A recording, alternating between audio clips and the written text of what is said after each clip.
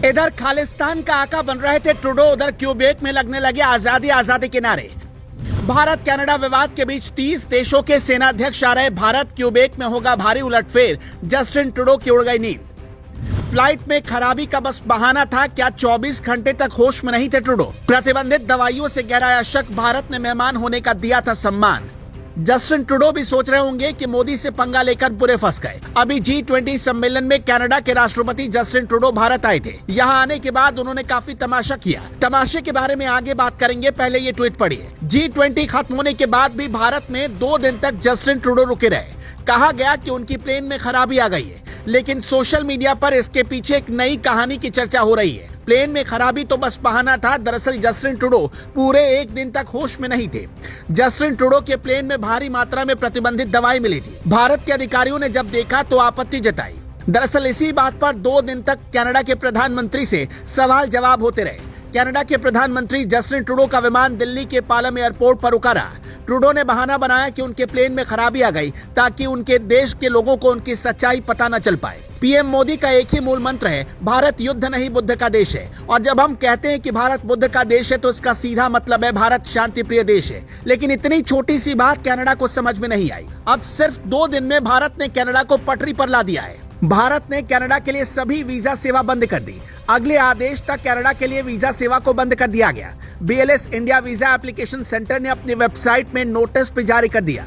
इसमें कहा गया कि 21 सितंबर 2023 से अगले आदेश तक सभी वीजा सेवाओं को सस्पेंड कर दिया गया है। वैसे आपको एक बात और बता दें, जस्टिन ट्रूडो जब G20 सम्मेलन में शामिल होने के लिए भारत आए तो उनके रहने की व्यवस्था ललित होटल में की गई थी। उनके लिए एक स्वीट बुक किया गया, लेकिन वहां न रुककर जस्टिन ट्रूडो एक सामान्य से कमरे में रुकने चले गए, जबकि उनके लिए बुक स्वीट में उनकी सुरक्षा का खास इंतजाम किया गया था। इसके बाद भी जस्टिन ट्रूडो अपने अधिकारियों के साथ एक सामान्य से कमरे में रुके रहे। इस बात को लेकर भी होटल में काफी देर तक हंगामा हुआ। भारत के सुरक्षा अधिकारियों ने उनसे ऐसा न करने की गुजारिश की थी, लेकिन जस्टिन ट्रूडो ये मानने को तैयार नहीं थे। जस्टिन ट्रूडो की इस हरकत के पीछे भी एक शक पैदा होता है। क्या स्वीट में ना रुककर एक अलग कमरे में रुकने के पीछे प्रतिबंधित दवाइयों का कनेक्शन था? इसी बीच खालिस्तानियों को खाद पानी देने की कोशिश करने वाले कनाडा के प्रधानमंत्री जस्टिन ट्रूडो के लिए एक नई मुसीबत तब खड़ी हो गई जब क्यूबेक में आजादी आजादी के नारे लगने लगे।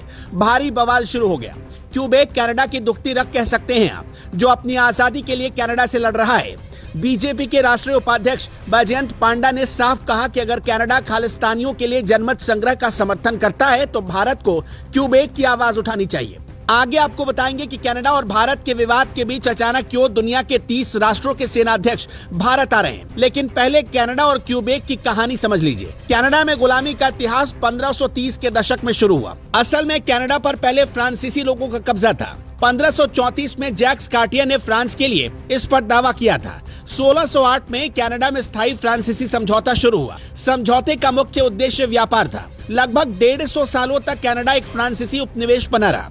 1760 के दशक में अंग्रेजों ने कनाडा पर हमला किया और युद्ध में फ्रांस को हरा दिया। नतीजा कनाडा 2 हिस्सों में बंट गया। कनाडा के ऊपरी हिस्से में ब्रिटिश का राज था और निचले हिस्से में फ्रांसीसी राज कर रहे थे। कनाडा का वो निचला हिस्सा जहां फ्रांसीसियों का कब्जा था उसे अब क्यूबेक कहा जाता है। 1867 में कनाडा का ब्रिटिश उत्तरी अमेरिका अधिनियम के साथ एकीकरण हो गया, यानी ऊपरी और निचले हिस्से को मिला दिया गया। दशकों से क्यूबेक के रहने वाले लोग अलग राष्ट्र की मांग कर रहे हैं। क्यूबेक का अधिकांश हिस्सा मुख्य रूप से फ्रांसीसी है। वहां पहले से ही 2 जनमत संग्रह हो चुके हैं, जिसमें पहले में कनाडा को मुंह की खानी पड़ी और दूसरे में केवल 54,000 वोटों के अंतर से जीता था। लेकिन इसका बहुत लंबा वक्त हो गया।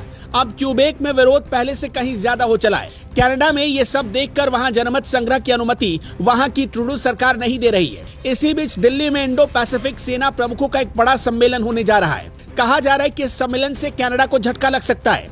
वैसे भी कनाडा को फ्रांस और अमेरिका और ब्रिटेन 3 देशों ने झटका पहले ही दे दिया है। इस सम्मेलन का कनाडा भी हिस्सा होने वाला है, लेकिन ये सम्मेलन ऐसे वक्त में हो रहा है जब भारत और कनाडा के रिश्ते ठीक नहीं है। इंडो पैसिफिक रीजन में शांति और स्थिरता कायम करने के लिए एक आम रणनीति बनाना ही इस मीटिंग का लक्ष्य है। 26 और 27 सितंबर को इंडो पैसिफिक सेना प्रमुखों के सम्मेलन की मेजबानी भारत कर रहा है। वैसे भारत जिस तरह से कनाडा को जवाब दे रहा है, उस पर अगर आप मोदी सरकार के साथ खड़े हैं तो कमेंट बॉक्स में जय हिंद लिखकर अपना समर्थन जताइएगा।